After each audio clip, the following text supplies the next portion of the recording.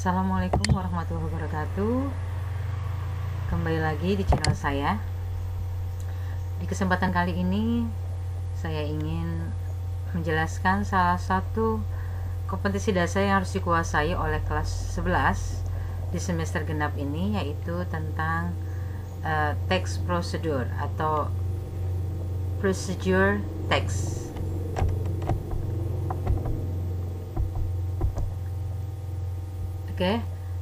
Dalam bahasa Indonesia, teks prosedur adalah suatu teks yang memberitahukan kepada orang untuk melakukan suatu kegiatan sesuai dengan langkah-langkah yang diberikan. Ada beberapa jenis teks prosedur atau procedure text, yaitu ada antara lain manual atau manual dalam bahasa Indonesianya, kemudian juga ada tips ya, atau ya tips ya, dalam bahasa Indonesia juga tips, kemudian juga ada instruction atau instruksi. Itu adalah beberapa contoh teks prosedur. Kita akan bahas satu persatu jenis-jenis dari teks prosedur ini, yaitu yang pertama adalah manual atau manual. Apa itu manual? Manual atau biasa disebut juga dengan user guide. Ini disebut juga dikenal sebagai manual. Manual is a technical communication document intended to give assistance to people using a particular system. Jadi manual adalah suatu dokumen komunikasi teknis yang diberikan untuk membantu orang-orang dalam menggunakan suatu sistem tertentu. It is usually written by a technical writer. Ya, biasanya ditulis oleh seorang penyusun teknis ya.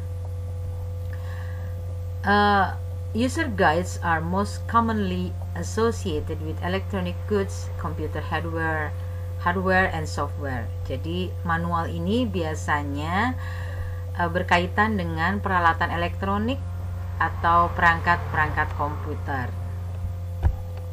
Kemudian salah satu jenis teks prosedur yang lainnya adalah tips. Apa itu tips?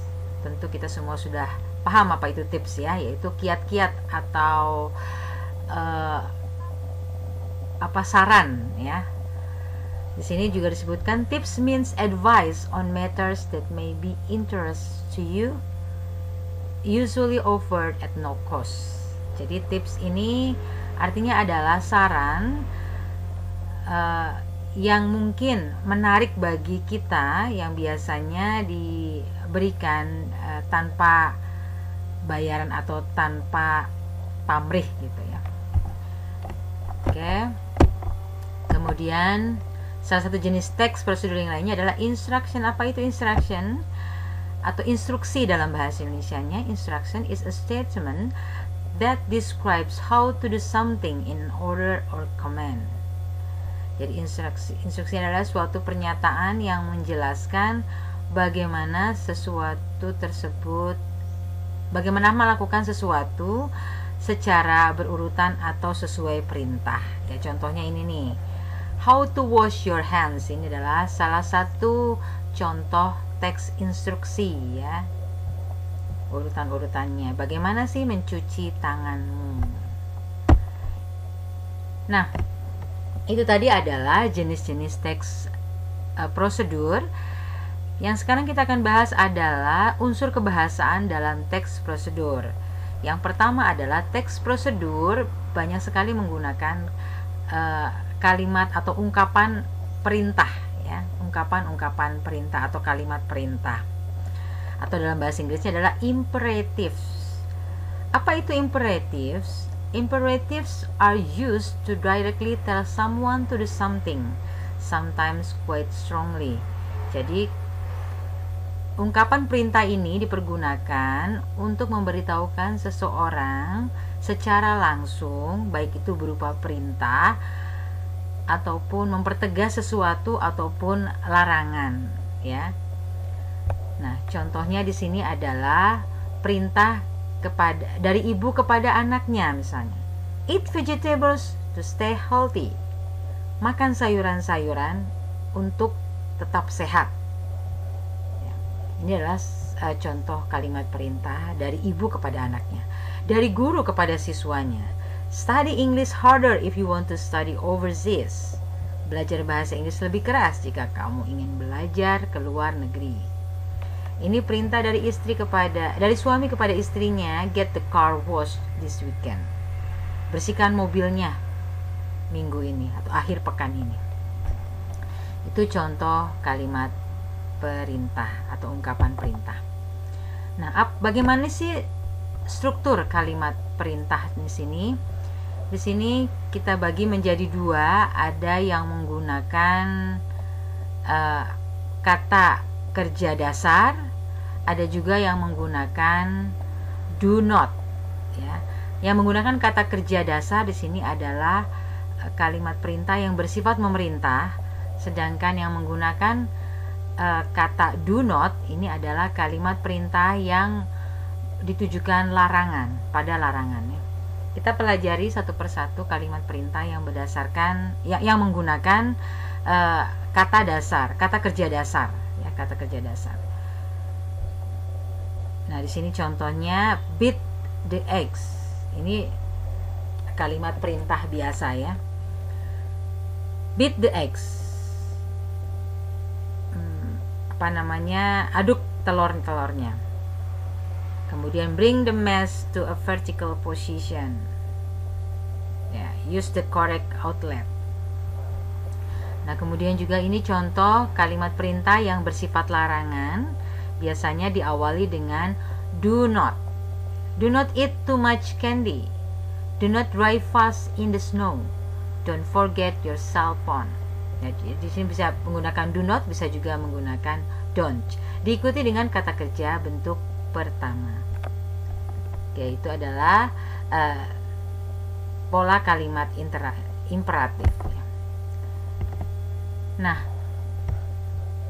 kapan sih kalimat atau ungkapan imperatif ini dipergunakan? Di sini adalah beberapa situasi yang biasanya menggunakan ungkapan perintah. Yang pertama yaitu saat giving instruction atau memberi instruksi, giving order, memberi perintah, kemudian giving advice or suggestion, memberikan saran atau nasihat, offering something, ketika menawarkan sesuatu. Nah, dalam teks prosedur juga ada unsur kebahasaan yang lain, yaitu menggunakan sentence connectors atau penghubung kalimat. Apa itu sentence connectors? Sentence connectors are used for telling actions in order, showing someone how to do something or to make things, or showing the order of instruction. Jadi kata-kata penghubung ini dipergunakan untuk memberitahukan suatu aksi atau suatu tindakan atau suatu kegiatan secara berurutan. Ya, di sini adalah beberapa contoh sentence connectors atau kata-kata penghubung kalimat. Yang pertama adalah first of all, then, next, after that, finally, meanwhile, make sure you, be careful not to, remember to, don't forget to, 1, 2, 3 for a second. Kemudian juga salah satu unsur kebahasaan lainnya dalam teks prosedur adalah menggunakan kata-kata keterangan.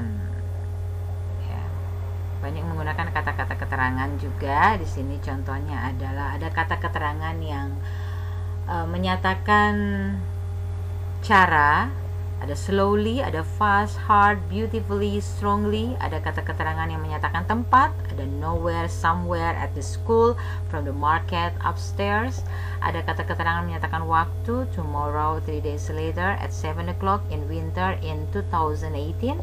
Ada kata keterangan yang menyatakan frekuensi atau tingkat keseringan. Ya. Ada usually, nearly, sometimes, hardly ever, often. Dalam Teks prosedur juga ada salah satu unsur kebahasaan juga yang cukup sering dipakai, yaitu menggunakan bilangan yang berurutan atau ordinal numbers atau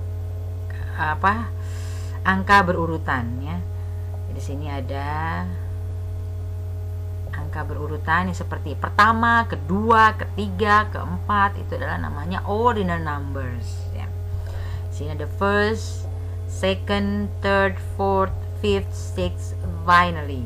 Ini biasanya dipakai ketika di akhir dari instruksi atau prosedurnya ya, finally, akhirnya. Nah, di sini kita belajar bagaimana sih proses menggunakan ungkapan perintah ya, dalam text procedure.